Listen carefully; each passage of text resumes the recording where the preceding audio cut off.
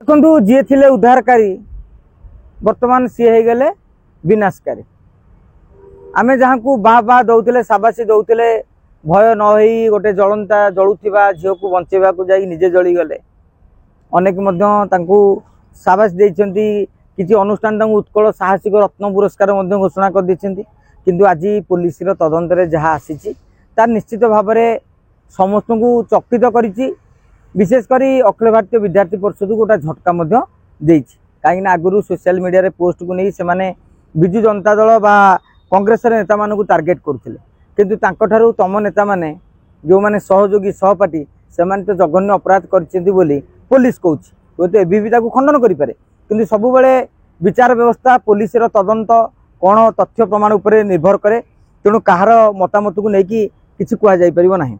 एवं आ गोटे कथा कहवा आ द्वारा कौन है एबीवीपी बर्तमान जो छात्र निर्वाचन आप जानी सेप्टेम्बर मासरे हवा कथा आ मात्र मासे रहा एबीवीपी ही छात्र निर्वाचन को ओल्लै था। भारतीय जनता पार्टी सहित डायरेक्ट संपर्क नथिले इनडायरेक्ट संपर्क रही। तेणु एबीवीपी सफलता को भारतीय जनता पार्टी सफलता ही कह जाए।